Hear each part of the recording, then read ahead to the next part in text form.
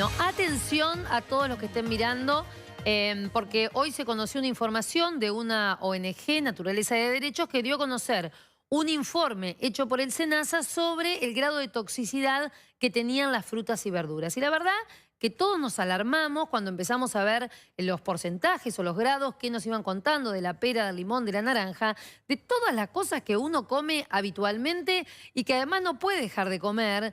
Es quizás la primera comida para los bebés, es lo que nos vienen enseñando que hace bien y claramente nos alarmamos. Y dijimos, bueno, ¿qué hacemos si no podemos comer estas frutas y verduras que adquirimos en cualquier lugar? Por eso convocamos a Alejandro Fernández, es director de inocuidad de vegetales de SENASA. Ahí está el cargo, para saber efectivamente qué es lo que encontraron ustedes en este análisis que hicieron de las frutas y verduras. Bueno, ante todo, buenas noches, Paula, buenas noches a todos. Lo que el SENASA realiza son programas de muestreo. Semanalmente se obtienen muestras, se planifican anualmente, se hacen análisis de los potenciales contaminantes que puede haber en frutas, verduras, granos, etcétera. Acá yo creo que el problema fue planteado básicamente en frutas y hortalizas. Uno en el mercado puede tener frutas y hortalizas libre de este tipo de contaminantes, como por ejemplo los orgánicos, y puede tener frutas y hortalizas con presencia de este tipo de residuos.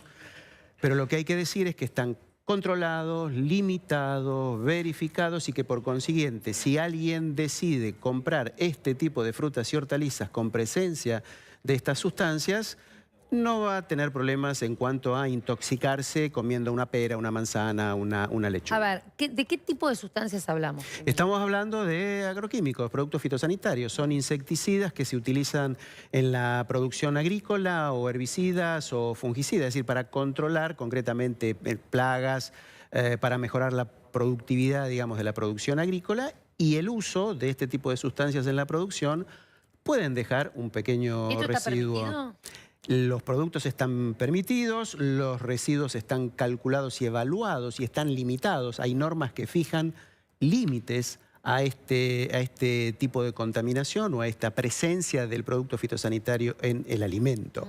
Estamos hablando de valores que están en el orden de 1 gramo, son partes por millón, es decir, estamos hablando de 1 gramo de sustancia sobre 1000 toneladas de alimento. Ahora, esos pero son los niveles. Lo que veíamos, por lo menos de la información que dio a conocer esta ONG, Sí. que una pera tenía el 90%... No, lo que dice lo que plantean es lo siguiente. En el 90% o en el 95% o el 70% de peras o manzanas hay presencia de residuos. Ajá. Pero esa presencia, si no supera el límite, concretamente que está establecido por norma, esa pera se puede comer y no va a generar ningún tipo de intoxicación. Porque ¿Aún además, a pesar de los años? aún a pesar... ¿No se va acumulando eso en el cuerpo? En realidad el límite que se establece contempla esto. Cuando uno trabaja y evalúa, es decir, la utilización de este tipo de productos ya se sabe que podrían dejar un residuo. Se hacen ensayos de campo, esto lo exige el SENASA previo a las autorizaciones concretamente, y en función de esto y de estudios que se realizan sobre los impactos toxicológicos, toxicológicos me refiero por el consumo de este tipo de sustancias a la salud del consumidor, se establece un límite. Y este límite está valorado y calculado tomando en consideración que una persona puede consumir esa sustancia todos los días de su vida, a lo largo de toda la vida, y esto se tiene que contemplar. Por consiguiente, el establecimiento de ese nivel máximo contempla inclusive esta situación de consumir esa fruta a lo largo de toda la vida. Por eso decimos que los alimentos son seguros. Ahora, en el informe que entiendo presentaron ustedes, se hablaba de un producto que está prohibido como el DDT, corríjame si me equivoco, No, correcto. que estaba presente en algunas de las hortalizas o de las frutas. Digamos, si está prohibido, ¿por qué está presente? Bien, el DDT es un órgano clorado que una de las características que tiene y que por eso es uno de los motivos por los cuales se lo prohibió, es que es muy residual. En Argentina está prohibido desde desde 1990 concretamente, con lo cual hace ya muchos años, no es un producto que esté en el mercado, no se lo utiliza. El problema que tiene por su residualidad es que en algunos suelos puede estar presente alguna sustancia que queda de A pesar de la cantidad de años que está... porque se va metabolizando, o sea, desaparece el DDT como DDT y van quedando algunas partes de la sustancia en el suelo. Lo que ocurrió aquí, de los 36.500 análisis que se han hecho, porque es más o menos esa es la cantidad, uno dio presencia de uno de estos metabolitos en suelo que el vegetal absorbió. Los protocolos internacionales lo que hacen es exigirnos a nosotros expresar como DDT lo que se encontró, pero en realidad lo que se encontró no fue DDT. Es como un resabio de DDT. Exactamente. ¿Y eso no es peligroso? En las cantidades en las que se detecta, no, porque son cantidades mucho más bajas. En este caso lo que se observa son cantidades, yo decía, en partes por millón. En realidad estos niveles se observan en cantidades menores, no de 1 gramo cada 1000 toneladas, sino en 1 gramo cada 1.000.000 de toneladas. Es decir, vamos a buscar mucho más profundamente. Y obviamente sí aparece en este caso puntual, en una muestra, pero no es porque se haya usado el DDT. El DDT no se está utilizando en Argentina, no existe en el mercado. Nelson. Alejandro, en este sentido, porque obviamente acá se viene desde una puja de hace muchos años contra lo que es los agroquímicos. Perdóname, Nelson, porque no está escuchando. Le vamos a pedir si podemos tener... Lo escucho, pero no tengo... un poquito más de retorno en el piso, así te puedo escuchar bien. Dale. Mientras corregimos esto, a ver, ahí sí le preguntaba, Alejandro, porque acá hay una lucha que viene de hace tiempo, sobre todo con una o dos empresas que son las que monopolizan grandemente esto, que es el tema de los agroquímicos y demás, que hoy son una realidad necesaria para asegurar la producción y la producción orgánica, que es mucho más artesanal, ¿no es cierto? Y no tiene a veces el volumen del otro. Le pregunto hoy, a la luz de esto, ¿qué evolución hay en toda la industria de los agroquímicos en la búsqueda de agroquímicos más efectivos y menos agresivos? Porque esto también es un desafío, digamos, ecológico inclusive. Bueno, lo que ha ocurrido obviamente en los últimos años es una evolución hacia productos que son menos tóxicos o menos agresivos para el ambiente y para las personas.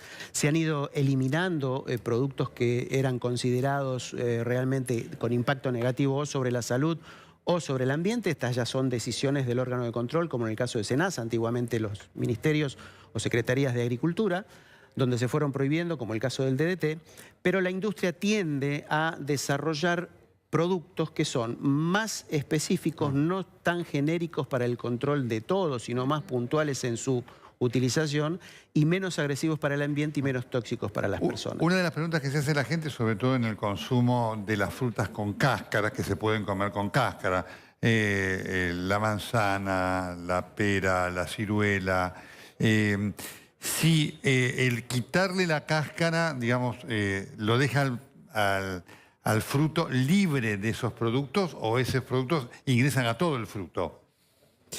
Hay distintos tipos de productos. Están los que quedan en la cáscara y al pelarse pueden ser eliminados, y están los que quedan en cáscara y también penetran una parte, y cuando se consume la fruta... ¿Nos da ejemplos para...?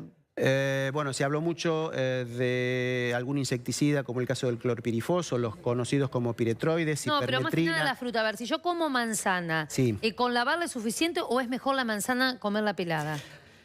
Lo primero que quiero que quede claro es que cuando se establece un límite de residuos sobre frutos que se pueden consumir con cáscara, el límite está establecido para consumirlo con cáscara. Claro, cuando yo digo que la pera y la manzana con presencia de estos contaminantes o de estos residuos se pueden consumir, es porque el valor que está calculado es para consumirlo con cáscara. Es muy interesante porque desde un punto de vista nutritivo, y a veces esto... hay que marcarlo, sobre todo en el caso de la manzana. La cáscara de la manzana tiene un poder nutritivo y metabólico fenomenal, que mucha gente lo desconoce. Por eso esta aclaración que usted hace es de peso en relación a... Hace diferencia consumir la manzana con o sin cáscara, Totalmente de acuerdo. En muchos de los frutos, no solamente frutas, sino también hortalizas, existe una concentración de nutrientes superior en precisamente la piel o en la parte externa, o cercana a la parte, digamos, de lo que sería la piel de la fruta, que en la parte interna. O sea que recomendar pelarlo sí reduce el nivel de contaminación, pero tiene que quedar claro que el límite de residuos está calculado con el fruto con cáscara. ¿Y qué pasa, por ejemplo, con las verduras de hoja? Que uno da la sensación que eso queda, digamos, que queda todo ahí. En la verdura de hoja el tratamiento es similar. De todas maneras, quiero aclarar esto. Más allá de la presencia de estos residuos de agroquímicos o de fitosanitarios, la fruta y la hortaliza hay que lavarla. Hay que lavarla.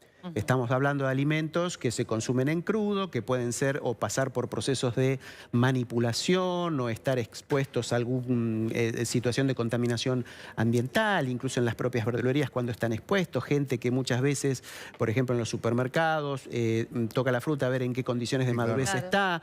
Entonces la recomendación siempre, absolutamente siempre, es lavar la fruta y la verdura antes de consumirla, más allá de que sin duda el lavado reduce el nivel de contaminación de este tipo de sustancias. Cuando hablamos de lavar, es lavar todo. Yo digo, porque a veces uno ve que los chicos comen, por ejemplo, naranja, que le hacen un agujerito y chupan naranja. Eso hay que lavarlo antes, ¿no? Que por ahí no está dentro de la costumbre. No está dentro de la costumbre, pero esa naranja pudo haber pasado por manos que a lo mejor no se higienizaron debidamente. La fruta hay que lavarla y la verdura hay que lavarla. ¿Y un lavado normal, digo, con ponerlo abajo de la canilla y lavarlo es suficiente o hay que ponerle la Eso, bocina? digamos que para hacer algún tipo de control de alguna posible contaminación microbiológica, acá ya estamos hablando de bacterias, estamos hablando de otra cosa. Sí es recomendable, como se ha hecho en su momento cuando fue el problema de cólera, por ejemplo, sí utilizar alguna sustancia, como el caso de la lavandina, 2 gotas y demás, como para poder reducir o controlar ese tipo de contaminación. Ahora, a esto además se agrega todo el tema de los fertilizantes, digamos, hay una doble circunstancia, ¿no es cierto? Uno son los plaguicidas y demás, y después son los aportes de nutrientes que también por vía química se dan a los suelos, ¿no? Sí, correcto. Pero en general, digamos, este aporte difícilmente, digamos, después se traslade, salvo que se traslade como nutriente, obviamente como nitrógeno, como fósforo, que es lo que uno está aportando, y no tiene el nivel de contaminación o la posibilidad de estar presente con un residuo concretamente en el alimento que se va a consumir. Dale, Paula, dale. No, quería preguntarle, porque uno ve que hoy toda la fruta pasa por frigoríficos y que ya no tiene sabor, que no tiene color. ¿Esto afecta, digamos, a lo que tiene que ver con la salud? ¿Usted evalúan esto o no tiene nada que ver? No, en realidad no afecta a la salud. Tiene más que ver con el tipo de variedades que se utilizan, tal vez con algunas cuestiones genéticas que desarrollan mejor algunas condiciones que otras. A lo mejor se pierde lamentablemente sabor, pero se obtiene mejor característica de calidad desde el punto de vista del tamaño. Es decir, lamentablemente muchas veces cuando se trabaja con situaciones genéticas pretendiendo lograr una mejor fruta, una mejor hortaliza, hay alguna otra característica que se pierde. Claro, que a veces es más desde lo visual que desde lo nutritivo, ¿no? No, desde lo nutritivo seguramente que no, lo que sí posiblemente cambie el sabor o cambie lo visual como el color, sí, exactamente. Es importante esta aclaración porque aquellos que hacen horticultura y lo hacen de forma casera, uno prueba los frutos, efectivamente tienen un sabor mucho más apetitoso. Y muchos creen que esto se equipara a que nutritivamente son mejores. Y esto que usted nos dice, Alejandro, es importante. No hay diferencia significativa entre el valor nutritivo de una u otra producción. No solo no hay diferencia en ese sentido, sino que además muchas veces se le endilga a la presencia de algún residuo de producto fitosanitario el hecho que me cambió el sabor. Bueno, no. Pensemos además que si lo hacemos en una huerta en casa, en realidad lo estamos cosechando y lo estamos consumiendo prácticamente en fresco recién cosechado. En el caso de los circuitos comerciales, pensemos que esto fue cosechado hace 3 o 4 días, va circulando, es decir, no es el producto tan fresco como si nosotros lo estuviésemos cultivando en casa. Ahora, creo que el tema central, repito, es la cuestión de la inocuidad y de llevar tranquilidad a los consumidores respecto a que las frutas y las hortalizas que puedan contener los residuos que se han mencionado que contenían, están controlados, son inocuos, no son tóxicos, la fruta no es tóxica y no afecta a la salud. Bueno, esto nos trae mucha tranquilidad, porque además, claro, todos quisiéramos consumir verduras orgánicas, pero primero es imposible desde el costo y además desde la cantidad disponible. Así que la verdad que le agradecemos mucho esto, porque del otro lado seguramente hay muchos hombres y mujeres que están diciendo, bueno, ¿qué hacemos ahora? Así que es una tranquilidad. Gracias. Coman frutas y verduras. Gracias. Muy bien, seguimos comiendo frutas y verduras entonces. Hacemos una pausa.